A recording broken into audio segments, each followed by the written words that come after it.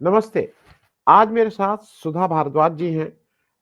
ये जो श्रृंखला हम लोग चला रहे हैं चुनौती 2025 में, उनसे बातचीत करने के लिए, और मैं अपना सौभाग्य मानता हूँ कि मैं सुधा जी से बात कर रहा हूँ। वो उसका कारण ये है कि एक ये हम उन लोगों के लिए लड़ाई लड़ रहे हैं, जिनकी आवाज़ बनना बहुत मुश्किल काम होता है। हम सब लोग स्टूडियो में बैठ के, सड़कों में बात तो कर लेते हैं, लेकिन शायद इतनी शिद्दत के साथ उस लड़ाई को नहीं लड़ पाते हैं।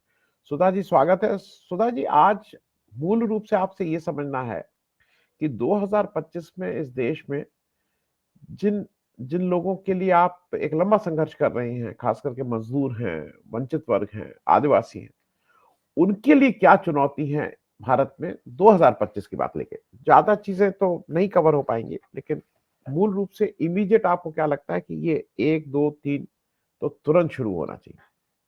सुधा जी। जी। मैं फिलहाल मजदूर वर्ग के ऊपर फोकस करती हूँ। जी। कि जो आपने कहा कि 2025 में क्या चुनौतियां हैं।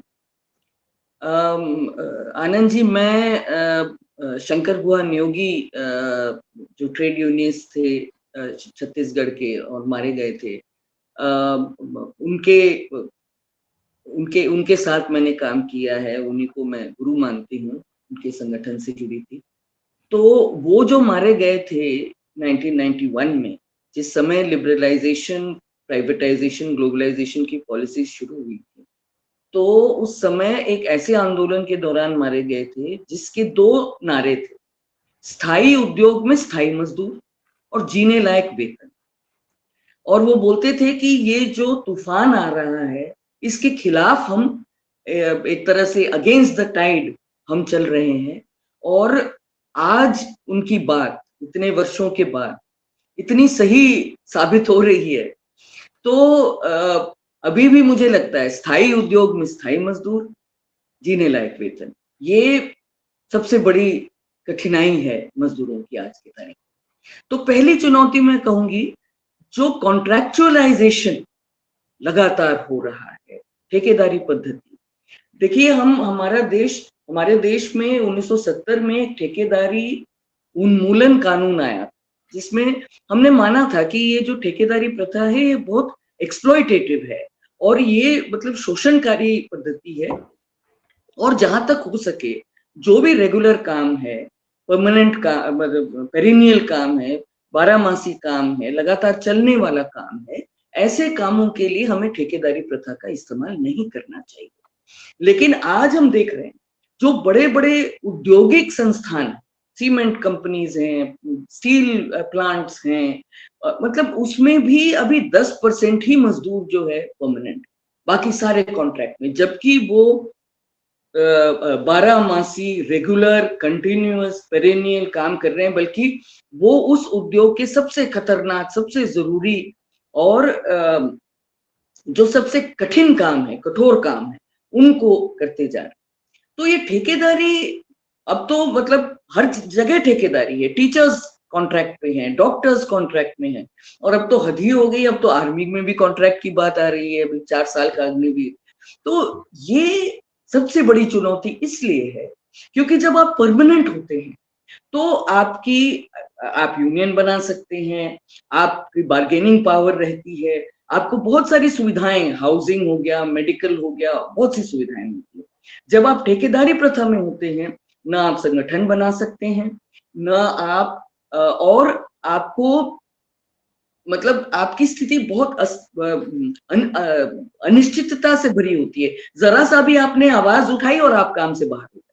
तो और आप देखेंगे कि उसी उद्योग में उसी काम को करने वाला जो ठेकेदारी मजदूर है, वो रेगुलर वर्कर का 1/3 या 1/4 पे काम करता है। तो वो बस सिर्फ जी रहा है। जी। तो ये सबसे बड़ी पहली चुनौती है। दूसरी चुनौती मैं कहूंगी संगठन बनाने की चुनौती, यूनियनाइजेशन। ये बहुत बड़ी चुनौती बन गई है।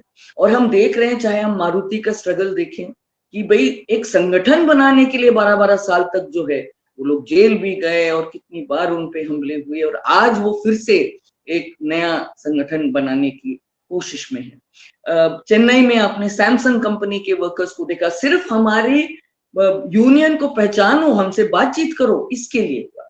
नियोगी जी की भी जो शहादत थी वो इसीलिए हुई थी क्योंकि हमारे साथ बातचीत मालिक नहीं करना चाहते थे। तो यूनियनाइजेशन और कलेक्टिव बार्गेनिंग ये दूसरी बहुत बड़ी चुनौती है। और एक चीज मैं कहना चाहूंगी, तीसरा जो मैं कहूंगी कि अभी जो प्लेटफॉर्म वर्क है, ये जो ऐप बेस्ड, चाहे ओला उबर हो, चाहे आपके स्विगी और जोमेटो हो और ये सब हो, देखिए ये जो पद्धति आई है ये बहुत खतरनाक है। और ये दो धारी तलवार है, ये दो जगह मार दे रही है। नंबर एक, ये जितने आपके छोटे छोटे किराना दुकान ये सब धीरे धीरे खत्म हो जाएंगे क्योंकि लोग घर बैठे जो है ऑर्डर करना शुरू करेंगे। और जो बड़े बड़े मोनोपोलीज हैं, जो बड़े बड़े वेयर हाउसेज में अपना माल ले सकते हैं, माल रख सकते हैं, एक तो छोटी बिजनेस खत्म हो जाएगी और बड़ा जो बिजनेस है वही चल पाएगा। और दूसरा कि जो ये वर्कर हैं, जो जिनको ये लोग वर्कर मानते ही नहीं, उनको पार्टनर कहते हैं, और जिनका एल्गोरिदम के ऊपर कोई कंट्रोल नहीं है, उनको कितना कमीशन मिल रहा है। एक बहुत बढ़िया फिल्म है नंदिता दास की ज़्विगैटो, आप सब लोग उसको देखें, अभी वो स्ट्रीम हो रहा है। तो ये जो चीज है ये एक ऐसी स्थिति ला रही है कि जब मजदूर को मजदूर ही नहीं माना जा रहा है, मालिक अदृश्य हो गया है, किस तरीके से उसके पैसे तय हो रहे हैं उसे मालूम नहीं, कभी भी उसकी आईडी बंद हो सकती है, यानी वो काम से बाहर होगा, लेकिन वो किसके पास जाएगा? उसका ना तो लेबर कोर्ट है, ना तो इंडस्ट्रियल कोर्ट है, किसी भी प्रकार का कोई रेगुलेशन नहीं है उसके ऊपर। और ऐसे वर्करों की संख्या बढ़ती ही चली जा रही है। फिर मैं कहूंगी एक चुनौती, बहुत बड़ी चुनौती, जीने लायक वेतन की।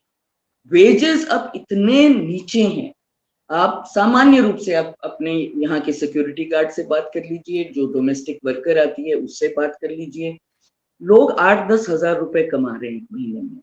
और आज की इन्फ्लेशन की स्थिति में ये असंभव है एक परिवार को चलाना। मतलब समझिए कि पानी नाक के नीचे है, जरा सा भी एक क्राइसिस आ गई, घर में एक बीमारी हो गई, एक शादी की जरूरत है, कोई ये है, और पानी नाक के ऊपर चला जाए। लास्ट में चुनौती जो कहूंगी वो है माइग्रेशन। देखिए अभी जो रूरल वेजेस हैं, जिस स्थिति में किसानी, खेती और किसानी है, मतलब एक घाटे का सौदा हो चुका है किसानी। उसी के लिए आज बॉर्डर पे एक किसान भूख हड़ताल में अभी 47वें दिन में चल रहे हैं, पंजाब हरियाणा बॉर्डर पे। तो खेती को बचाना, और अगर खेती नहीं बचेगी तो खेती में काम करने वाले खेतीहर मजदूर कैसे बचेंगे, उनको वेतन कैसे मिलेगा? और अगर उनको वेतन नहीं मिलेगा तो वो भागे आ रहे हैं शहरों के अंदर, और जो भागे आ रहे हैं शहरों के अंदर, आप देखिए आपके जो मेट्रो हैं, जो फ्लाईओवर हैं, जो बड़े बड़े कंस्ट्रक्शंस, बिल्डिंग्स है, सब में वो लोग काम कर रहे हैं, और उनकी स्थिति क्या है, उनकी हालत क्या है? तो ये जो माइग्रेशन है, जिसमें आपका कोई सहारा नहीं है, आप स्थानीय व्यक्ति नहीं है, आपका परिवार वहां पर नहीं है, आपका कोई यूनियन नहीं है, एक ठेकेदार, मतलब बहुत स्थिति में आप लगभग बंधुआ हैं अपने ठेकेदार की, ये जो परिस्थितियां हैं ये भी बहुत बड़ी बात है।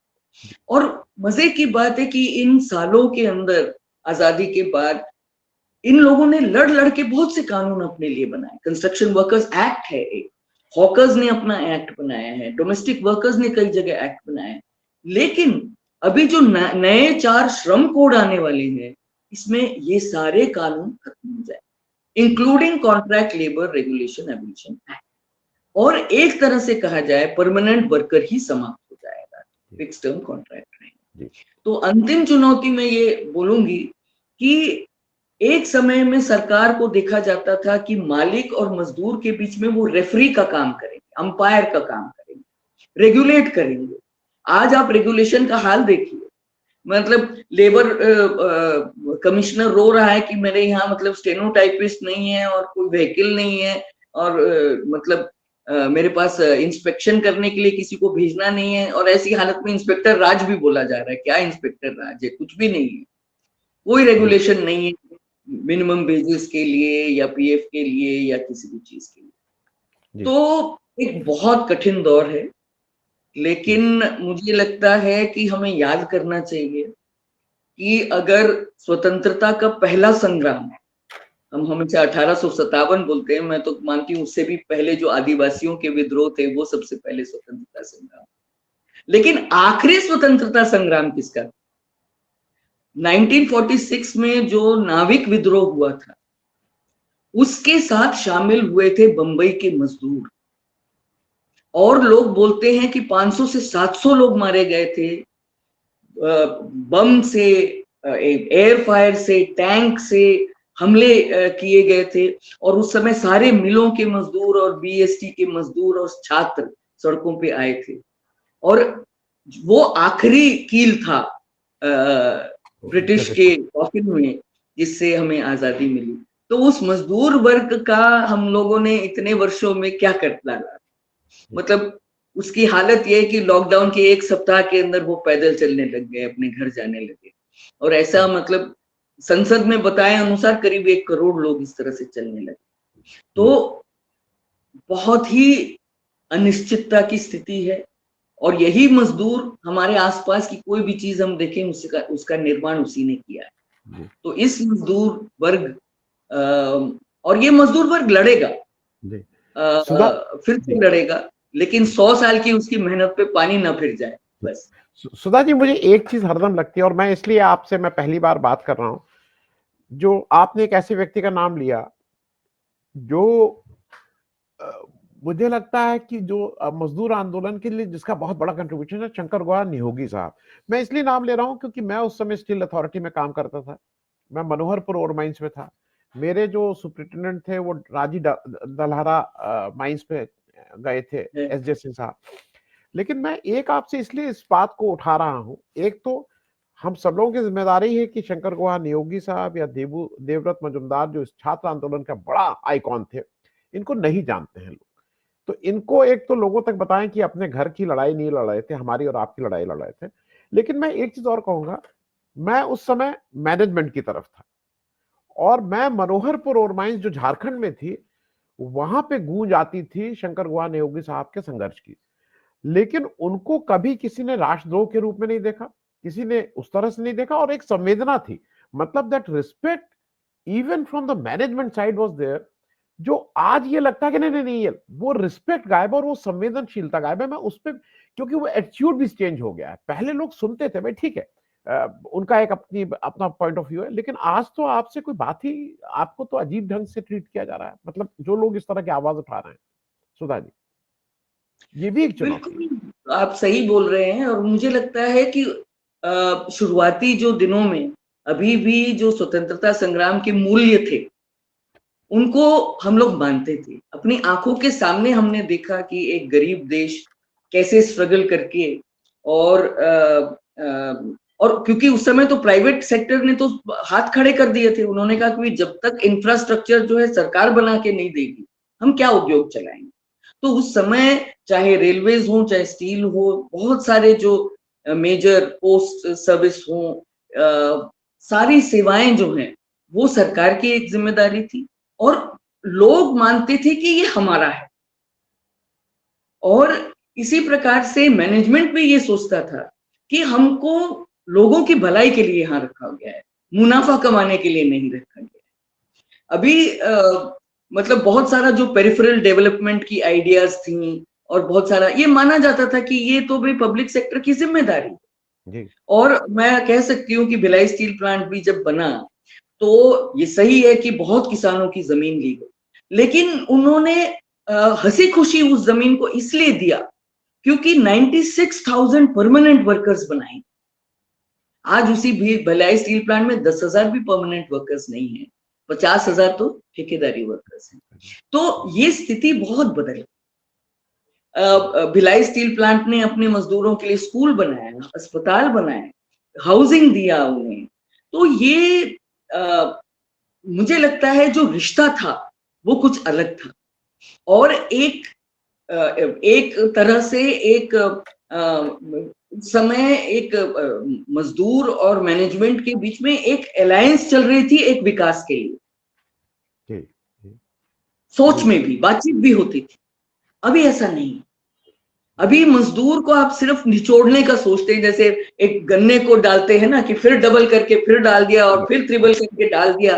आप कितना रस चूस सकते हैं, आप बस वही सोच रहे हैं। उनको जी, मानव के रूप में नहीं देखते। जी। ये है और सबसे बड़ी। जी, सुधा जी, और मैं चलते-चलते इसलिए बात करूँगा कि मुझे जो आपने एक बात उठाई, ये खास करके जो घर की मेड्स हैं, ऑफ़िस में जो मेरे पियून हैं, मैं ईमानदारी से बताऊँ कि कभी-कभी बच्चे कुछ बर्थडे-वर्थडे के लिए कहीं लेते जाते हैं, और जब मैं उस रेस्टोरेंट का बिल देखता हूँ, जो कई बार मेरे बच्चे ही चुकाते हैं, मैं कहाँ चुकाऊँगा, मुझे गिल्ट फीलिंग होती है। मुझे जब बाहर निकलता हूँ, तो मुझे लगता है कि इतनी तनख्वाह तो मेरे उस लड़के को नहीं मिल रही है, जितने का इन्होंने रेस्टोरेंट में खाना खा लिया।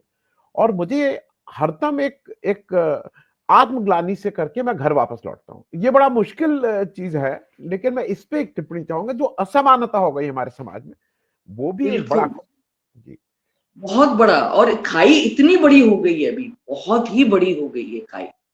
और इसीलिए मैं घबराती हूँ कि हम लोग जब पर कैपिटा इनकम की बात करते हैं, बहुत लोगों ने कैलकुलेट भी करके दिखाया कि इस पर कैपिटा इनकम में से ऊपर का 5% हटा दीजिए कि तो कितना गिर जाता है। जी, मतलब जो आम इंसान है वो कितना कम कमा रहे हैं और कैसे जी रहे हैं।